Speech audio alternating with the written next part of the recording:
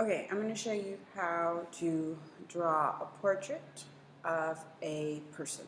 This is just going to be a generic person with basic features. So, I'm going to start off with the head. Remember, a portrait is from the top of someone's head to the top of their chest. So, I'm going to focus mainly on the head, not so much the neck and the shoulders, but I do want to be able to include them. I have a 9 by 12 piece of paper. So, I'm going to start with the top of the head.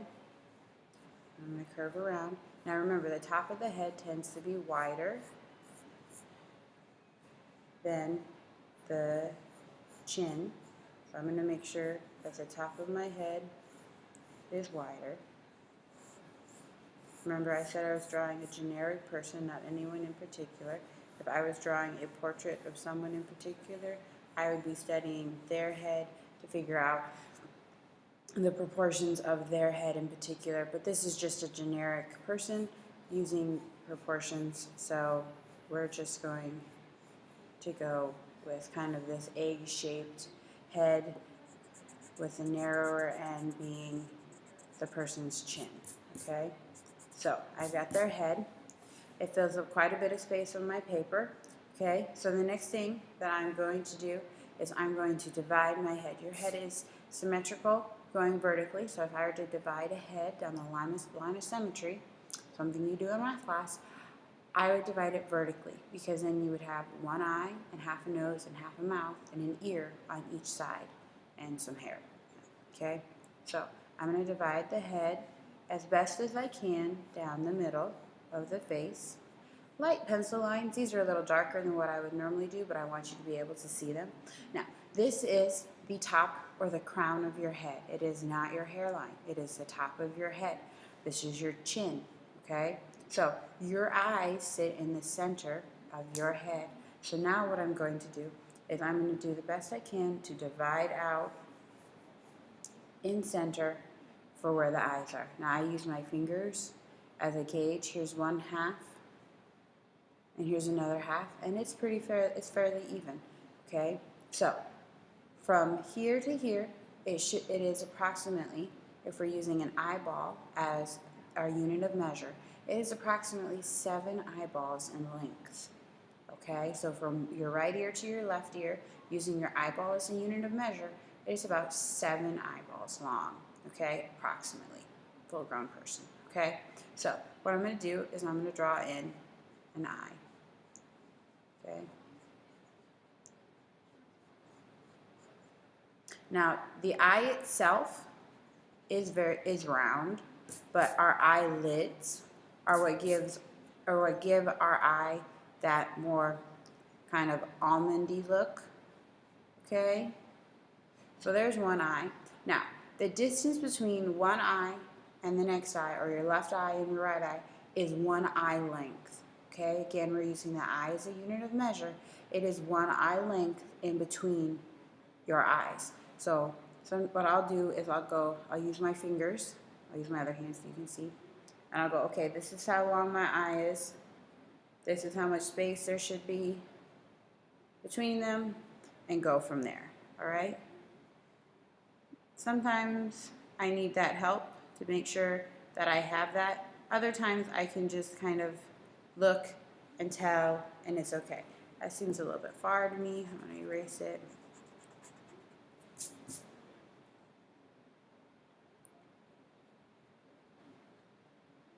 Okay. Try to get them as close to the same size as I can. All right, now I'm going to divide this lower half in half again, because my nose is halfway between my eyes and my chin, okay? So I'm going to divide it in half again, okay? In half. I can measure using my fingers. It's an approximation. Okay, now, noses can be tricky, all right? I'm going to focus on the bottom of my nose or the ball of my nose, okay? What I used to tell my younger students was think of it as a letter U, okay? Your nose, the center part of your nose before your nostrils, is like the letter U, okay? And so you're going to put that letter U on the intersection of that vertical and horizontal line. Then your nostrils are another letter U. So you have a letter U on the right, and you have a letter U on the left, okay? Now, some people, their noses are smaller. Some people, their noses are more squished and pointed. Other people, their noses are flat and wide. It just kind of depends. But again, we're making a generic person, so there's a fairly simple nose right there, okay? Not a whole lot of extra details. Depending on how detailed my picture is, will depend on how detailed I make my nose. But that's how I always start, okay? So then halfway between my nose and my chin is my mouth. So I'm going to divide this bottom section in half again, okay? And my upper lip sits on top of the line and my lower lip sits below the line, okay? So here's my upper lip. Here's my lower lip, okay? Now, some people have really big lips, okay? Some people have very thin lips. Some people have very big bottom lips and really small upper lips. Some people that's reversed and there's a lot more upper lip and less bottom lip, okay? That just kind of depends. But again, we're making a generic person here, so we're not going to be too worried about exact features and making it look exactly like a specific person, okay? We just want to get them in the right place. So there are my eyes, my nose, and my mouth. Now let's look at our ears. Your ears fall between your eyes and your nose. So what I'm going to do is I'm just going to very carefully kind of make a thinned out oval here. I'm going to draw my ear. I'm going to draw my next ear, okay? My neck comes from behind my ears, so I'm going to bring my neck down, okay? This person's head's not too big, so my neck is maybe 2 or 3 inches long, okay? It's not super long. I'm not a giraffe here, okay? Then I'm going to curve it into the shoulders. Curve it into the shoulders. All right? So let's go back and look at those eyes, okay? Your iris is the colored part of your eye and tends to be in the center, especially when you're looking at someone, okay? And then you have your pupil, which is the black part of your eye that changes shape, okay? It usually stays circle, but it changes the size based upon how excited or the amount of light that is in the area, okay?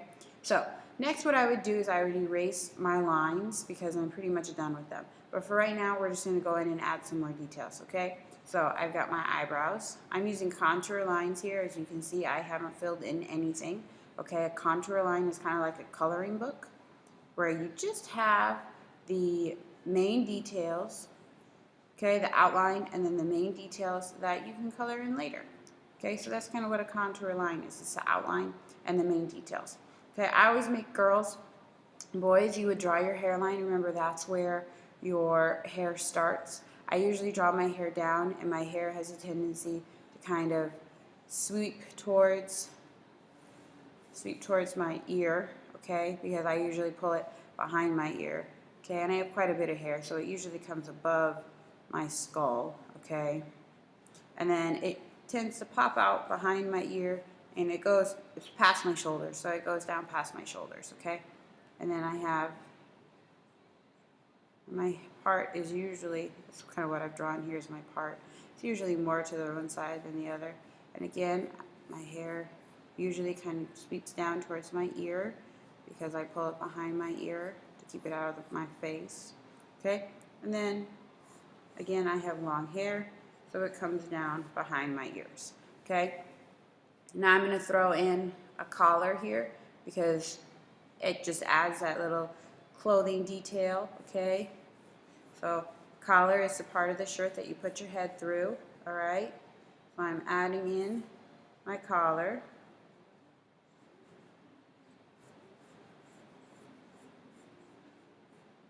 Just like this. It's not perfect, but it kind of adds in that extra little detail, okay?